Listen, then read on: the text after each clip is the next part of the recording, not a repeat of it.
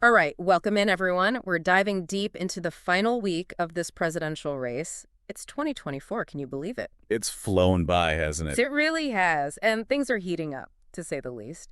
You sent over some pretty fascinating sources about Trump's closing arguments, especially focusing on that rally at Madison Square Garden. Oh, yeah, that one was something else. Definitely one for the history books. And that's kind of what we're going to try to unpack together today, right? What does this final push from Trump tell us about America? Where are we on the eve of this, well, potentially historic election? Absolutely, yeah. There's so many layers to it. You've got Trump really doubling down on some of his familiar themes, Mm, but then you also have those comparisons cropping up to other world leaders, and that's raising some eyebrows, for sure. yeah, it's a lot to dig into. And then, of course, you've got Kamala Harris trying to craft a counter strategy, walking this very fine line. It's a tough position to be in, for sure. No doubt about it. So let's start with Trump. It's remarkable how he's leaning even harder into this base strategy of his at a time when the country feels so incredibly divided. I mean, that rally at Madison Square Garden, packed house, right? A sea of enthusiastic supporters. But the message, well, it's causing a lot of debate. To put it mildly, yeah, it's definitely sparked a lot of conversation. Immigration is front and center again, but this time it feels different. I mean, he's calling it an invasion. Strong words. Very strong. And he's actually promising mass deportations if he wins. That's a big promise. It is. And he's tying it directly to the economy. So he's claiming that cracking down on immigration, that's the way to revive the American dream and combat inflation. And that message resonates with a lot of voters. The sources you shared, they really highlight how worried people are about inflation. And Trump is positioning himself as the only one tough enough to fix it. The strong man, right? Uh, Someone who doesn't have to play by the rules to get things done. But here's where things get really interesting and, frankly, a bit concerning. You included some reports about the language used at the rally, and not just by Trump, but by some of his supporters. There are accounts of some pretty well racially charged comments being directed at his opponents. Yeah, some of the language being used is definitely inflammatory. No surprise the Democrats are pushing back hard on that. They're calling this the most divisive campaign rhetoric in recent history. And it's this rhetoric, I think, that has so many people drawing comparisons between Trump's tactics and those used by far-right leaders throughout history. Right, right. It's a pattern we've seen before. These leaders, they often exploit economic anxieties, trying to justify extreme measures. Think about it. They create this sense of fear and then present themselves as the only solution, often at the expense of, well, minority groups or even democratic norms. That's a chilling thought, especially when you consider some of the specific statements coming out of the Trump camp, like what his running mate, J.D. Vance, has been saying. Ah, yes, Vance. He's been echoing a lot of those same themes, warning about enemies within and hinting at some pretty dark consequences if Trump loses. It adds another layer of tension to an already volatile situation. And then you've got Kamala Harris. How's she responding to all of this? It seems like she's trying to counter Trump's fire with, well, something completely different, a message of unity and economic support, but without the inflammatory language. It's a calculated approach, for sure. She's acknowledging the economic pain people are feeling, but she's also highlighting the dangers of Trump's divisive rhetoric. She's even gone so far as to draw parallels between Trump's approach and historical examples of authoritarianism. And that comparison is made even more powerful by her choice of location for her closing rally, wouldn't you say? I mean, holding it on the Ellipse in D.C., the site of the January 6th attack, that's a pretty bold move.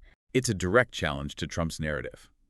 By choosing that location, Harris is visually connecting him to that day, arguing that his return to power poses a direct threat to American democracy. It's risky, though, isn't it? It might appeal to her base, but some Democrats worry that labeling Trump a fascist might alienate those more moderate voters, ones who are primarily concerned with those bread and butter issues. That's a great point. It seems like she's trying to walk a very fine line. On the one hand, she wants to make it clear that she stands for unity and democratic values. But on the other, she also needs to address those very real economic anxieties so many voters are feeling. A delicate balancing act, Yeah. for sure. And it really highlights the fundamental choice facing voters in this election. Do they side with Trump's vision of a more closed-off America, where strength and security are prioritized, even if it's at the expense of democratic norms? Or do they align with Harris's vision, one that's more inclusive and collaborative, where unity and dialogue are valued even amidst all this economic uncertainty? Two drastically different paths for America.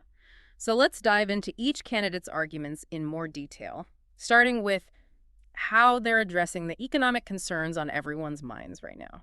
It's fascinating, isn't it, how both candidates are tapping into this economic anxiety. I mean, a lot of folks are really feeling it right now. Oh, absolutely. It's the number one issue for a lot of voters. And they're both offering solutions, but man, are they different. Yeah, no kidding. So let's start with Trump. He's really hammering home that jobs president image, the one that supposedly brought back prosperity during his first term. Right, right. He keeps saying he's the only one who can bring back that kind of booming economy. But is that true? I mean, really?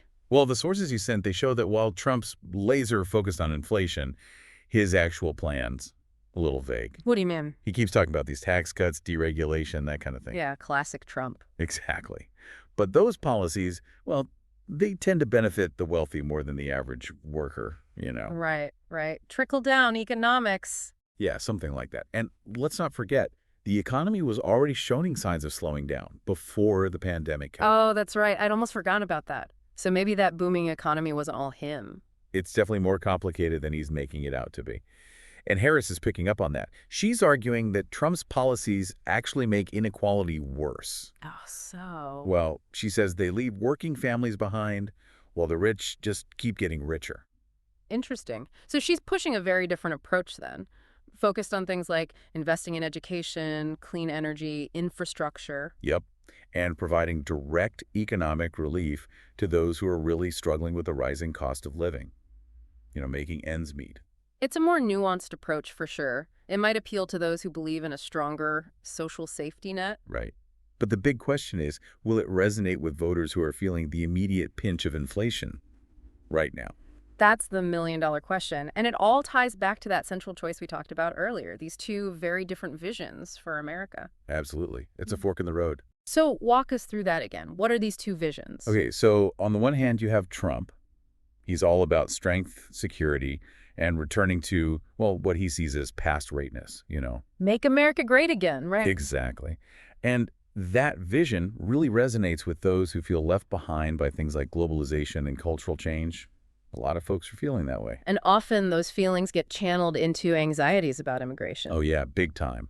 And we see this clearly in Trump's rhetoric. I mean, he's painting this picture of America under siege, Yeah. overrun by outsiders who are, stealing jobs and threatening our way of life. Classic us versus them rhetoric. Exactly. And that's where the comparison to authoritarian leaders becomes really relevant, I think. Right. Because they often use this same tactic, right? Creating an other, some kind of scapegoat to blame for all of society's problems. Oh, I see. So it's a way to consolidate power and justify taking extreme measures. You got it. So when Trump talks about mass deportations, building walls, it's not just about immigration policy, is it? Nope. It's about tapping into a deeper fear. That sense of us versus them. Exactly. It's really powerful stuff. And it allows him to position himself as the protector, the strong man, the one who can restore order and keep the nation safe. But at what cost? That's what Harris is asking, right? Right. She's warning that this approach, Trump's approach, that it undermines the very fabric of American democracy. Strong words. Yeah. And she's drawing these parallels to historical examples of authoritarian regimes. The ones that silence dissent, erode civil liberties, all that. Scary stuff. It is.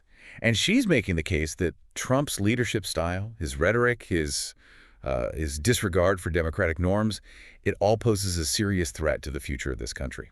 And it's not just about abstract principles, right? I mean, this has real-world consequences. Oh, absolutely. We've seen it already. The Muslim ban, the separation of families at the border, the attacks on the free press. It's a lot. It is. And these aren't just isolated incidents. It's a pattern of behavior. So when we talk about this election being a choice between two visions for America, it's not just about different policy preferences. Yeah. It's about fundamentally different ways of understanding what it even means to be an American. You hit the nail on the head. And that's what you'll be weighing when you head to the polls.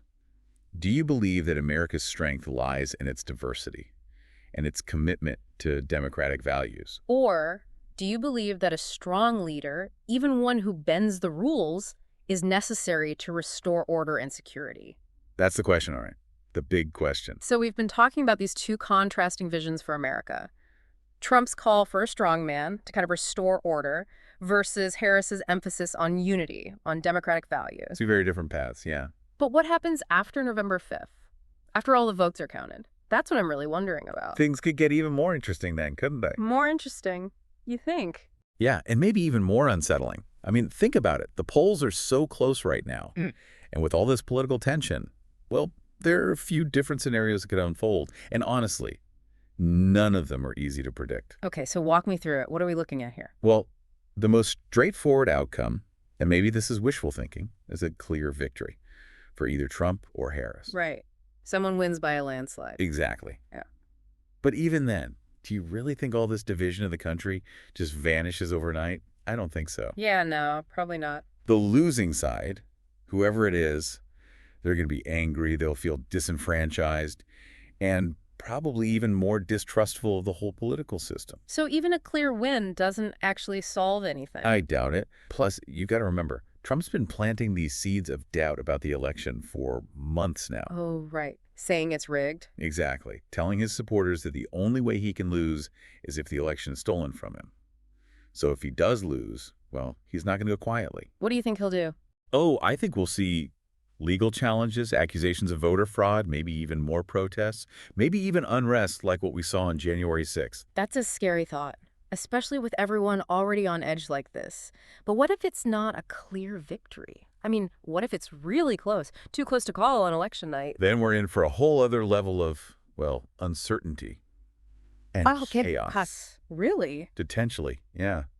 We could be looking at weeks of recounts, legal battles playing out in the courts, both parties scrambling for any advantage they can get. And all the while, the whole country is holding its breath, wondering who's actually in charge. And you know social media is going to be a complete dumpster fire. Oh, yeah. Misinformation, conspiracy theories, everyone shouting their opinions. It'll be almost impossible to know what's even true anymore. A recipe for disaster. Pretty much. You know, social media, it has this power to both inform and mislead. And in a contested election, it could easily become a weapon, a way to further divide the country. Yeah. I hadn't thought about it that way. It's not hard to imagine people retreating further into their own echo chambers. Yeah. You know, only trusting information that confirms what they already believe. And then, well, any kind of reasoned dialogue becomes pretty much impossible. Sounds like no matter who wins, America is in for a rough ride after November 5th. It does seem that way, doesn't it? Yeah. This whole election, it feels like a turning point. Like America has to decide what kind of country it wants to be. And the outcome, whatever it is, well, it's going to have some major consequences. Long-term consequences. Absolutely. We've covered a lot of ground today. A lot to think about. We have. And I think it's important to be honest about the challenges we're facing as a nation, regardless of who you're voting for. Right. Doesn't matter if you're Democrat or Republican. This isn't about being pessimistic. It's about being prepared. Exactly. We shouldn't sugarcoat things. The potential for conflict, for instability, it's real.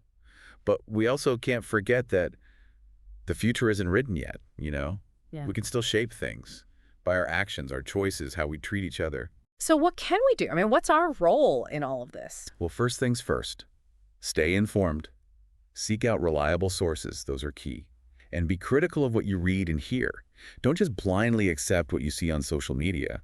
Talk to people who see things differently than you do, even if it's uncomfortable. Yeah, that's important. Get out of those echo chambers. Exactly. And most importantly, make your voice heard. Vote. Participate in your community. Hold your elected officials accountable. It sounds simple, but it's powerful, isn't it? It really is. All those individual actions, they might seem small, but they add up. They make a difference. They have a ripple effect. That's a great way to put it. Remember, democracy, it's not a spectator sport. We all have to participate actively. Well said.